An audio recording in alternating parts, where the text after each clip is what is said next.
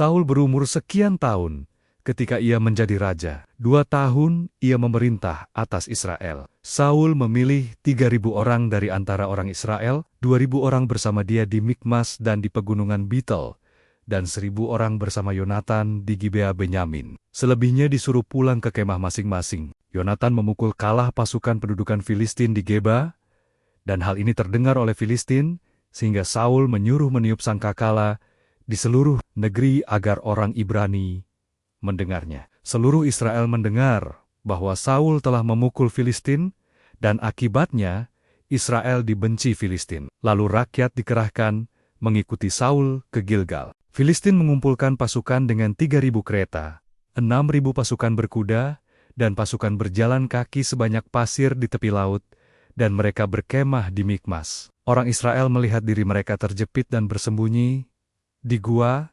liang, bukit batu, dan perigi. Sebagian menyeberangi Yordan ke Gad dan Gilead, tetapi Saul masih di Gilgal dengan rakyat yang mengikutinya gemetar. Ia menunggu 7 hari seperti waktu yang ditentukan Samuel. Ketika Samuel tidak datang dan rakyat berserak, Saul mempersembahkan korban bakaran. Baru selesai ia mempersembahkan korban, Samuel datang dan Saul menyongsongnya. Samuel bertanya, apa yang diperbuatnya?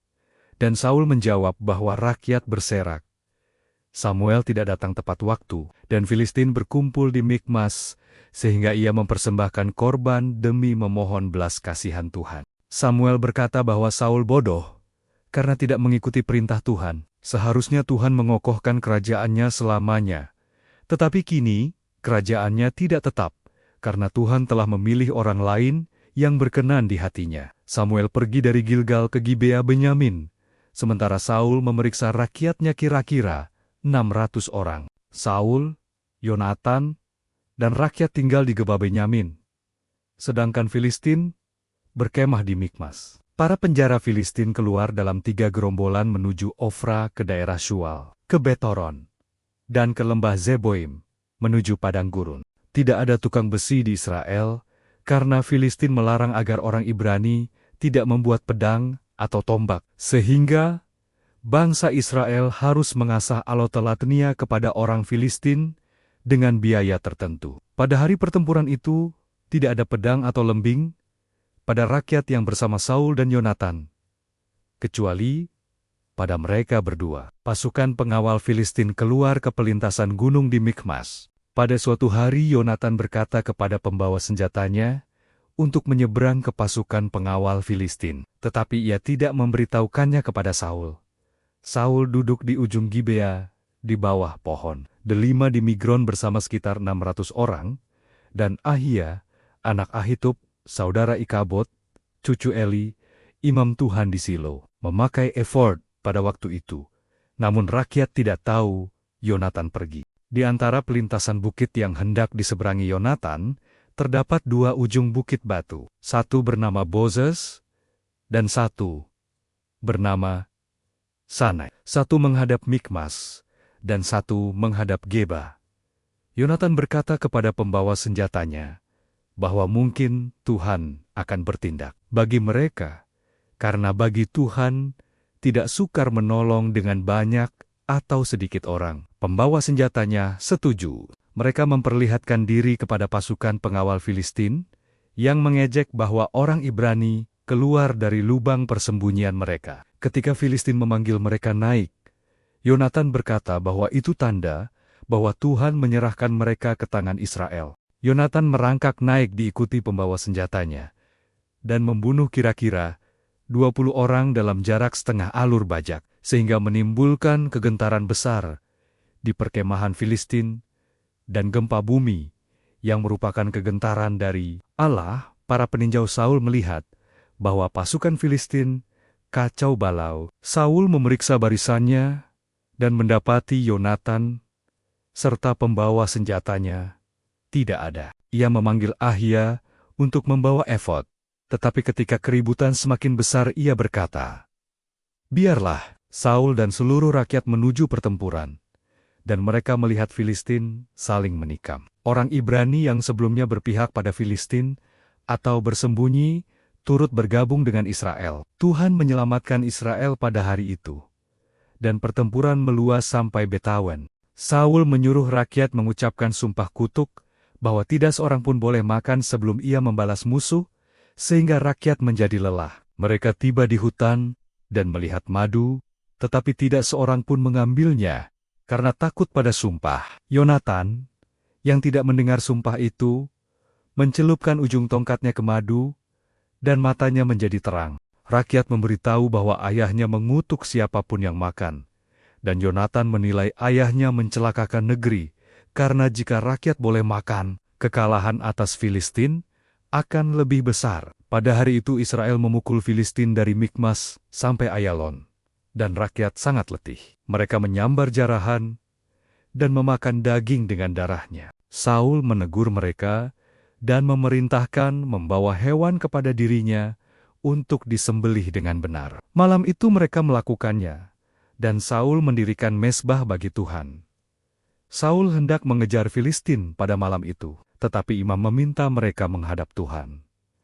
Saat Saul bertanya, apakah ia boleh mengejar Filistin? Tuhan tidak menjawab. Saul mengumpulkan pemuka rakyat untuk mencari penyebab dosa. Ia bersumpah bahwa bahkan jika kesalahan pada Yonatan, ia harus mati. Rakyat diam. Undi diambil dan didapati Saul dan Yonatan. Lalu undi diambil lagi dan didapati Yonatan. Ia mengakui bahwa ia makan sedikit madu dan siap mati. Saul berkata ia harus mati. Tetapi rakyat menentang, karena Tuhan telah bekerja melalui Yonatan pada hari itu, sehingga rakyat membebaskannya. Saul berhenti mengejar Filistin, dan Filistin kembali ke tempat mereka. Setelah Saul menjadi raja, ia berperang ke segala penjuru melawan Moab, Amon, Edom, Zoba dan Filistin, dan selalu menang. Ia melakukan perbuatan gagah perkasa, memukul Amalek, dan melepaskan Israel dari para perampas. Anak-anak Saul adalah Yonatan, Yiswi, dan Malkisua. Kedua anak perempuannya Merab dan Michal. Istrinya Ahinoam, anak Ahimaas, dan panglimanya Abner, anak Ner, paman Saul. Kis ayah Saul dan Ner, ayah Abner, adalah anak Abiel. Peperangan melawan Filistin hebat selama zaman Saul, dan setiap pahlawan yang dilihat Saul selalu dikumpulkannya.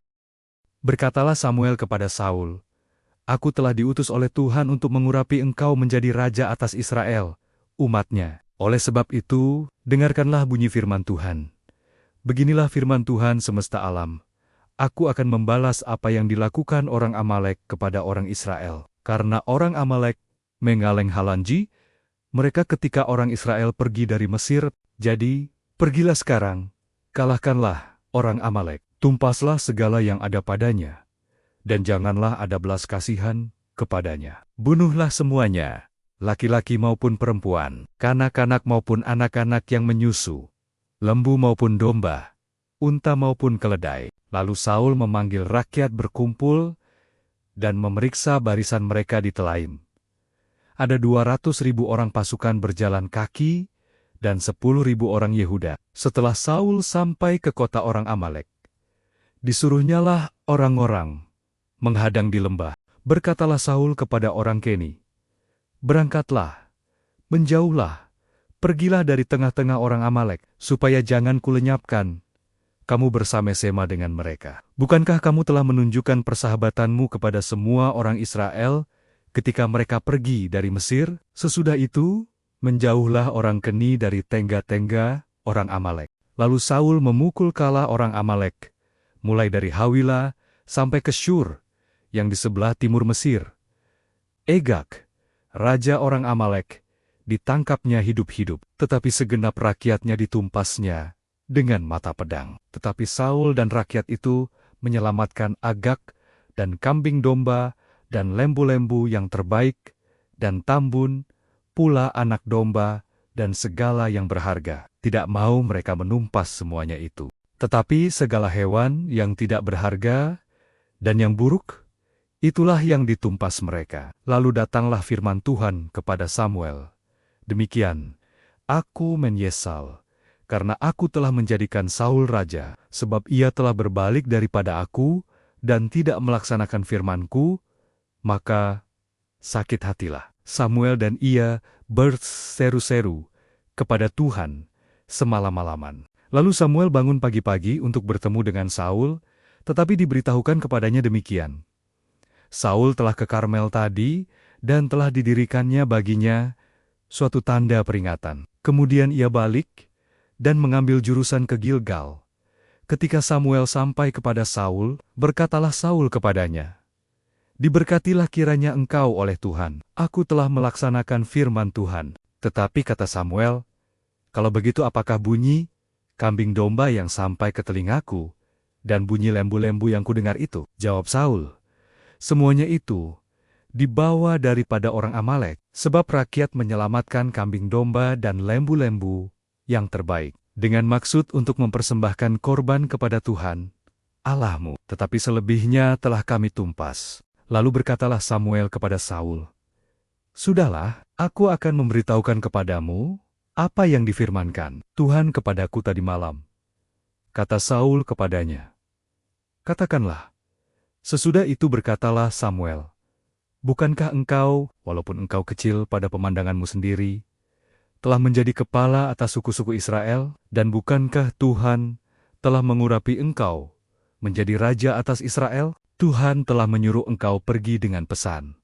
Pergilah, tumpaslah orang-orang berdosa itu, yakni orang Amalek. Berperanglah melawan mereka sampai engkau membinasakan mereka. Mengapa engkau tidak mendengarkan suara Tuhan? Mengapa engkau mengambil jarahan dan melakukan apa yang jahat di mata Tuhan?" Lalu kata Saul kepada Samuel, "Aku memang mendengarkan suara Tuhan dan mengikuti jalan yang telah disuruh Tuhan kepadaku, dan aku membawa Agag, raja orang Amalek.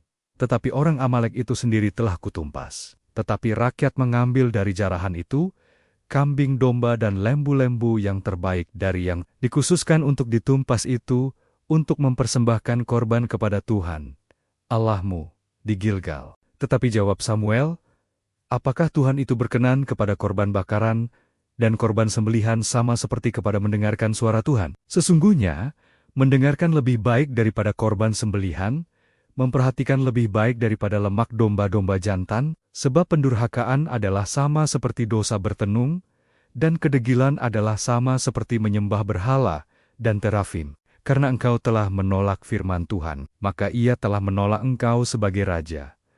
Berkatalah Saul kepada Samuel, "Aku telah berdosa, sebab telah kulangkahi titah Tuhan dan perkataanmu. Tetapi aku takut kepada rakyat, karena itu aku mengabulkan permintaan mereka. Maka sekarang, ampunilah kiranya dosaku. Kembalilah bersama-sama dengan aku, maka aku akan sujud menyembah kepada Tuhan." Tetapi jawab Samuel kepada Saul, "Aku tidak akan kembali bersama-sama dengan engkau, sebab engkau telah menolak firman Tuhan. Sebab itu Tuhan telah menolak engkau sebagai raja atas Israel." Ketika Samuel berpaling, hendak pergi, maka Saul memegang punca jubah Samuel, tetapi terkoyak. Kemudian berkatalah Samuel kepadanya, "Tuhan telah mengoyakkan daripadamu jabatan raja atas Israel pada hari ini, dan telah memberikannya kepada orang lain yang lebih baik daripadamu. Lagi Sang Mulia dari Israel tidak berdusta, dan ia tidak tahu menyesal, sebab ia bukan manusia yang harus menyesal." Tetapi kata Saul, "Aku telah berdosa, tetapi tunjukkanlah juga hormatmu kepadaku sekarang, di depan para tua-tua bangsaku, dan di depan orang Israel. Kembalilah bersama-sama dengan aku, maka aku akan sujud menyembah kepada Tuhan, Allahmu."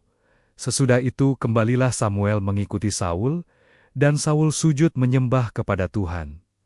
Lalu berkatalah Samuel, "Bawa kemari Agag, raja Amalek itu." Dengan gembira Agag pergi kepadanya. Sebab pikirnya, "Sesungguhnya kepahitan maut telah lewat." Tetapi kata Samuel, "Seperti pedangmu membuat parempiuen-parempiuen kehilangan anak, demikianlah ibumu akan kehilangan anak di antara perempuan-perempuan." Sesudah itu Samuel mencincang Agag di hadapan Tuhan di Gilgal. Kemudian Samuel pergi ke Rama, tetapi Saul pergi ke rumahnya di Gibea Saul. Sampai hari matinya Samuel tidak melihat Saul lagi. Tetapi Samuel berduka cita karena Saul, dan Tuhan menyesal karena ia menjadikan Saul raja atas Israel.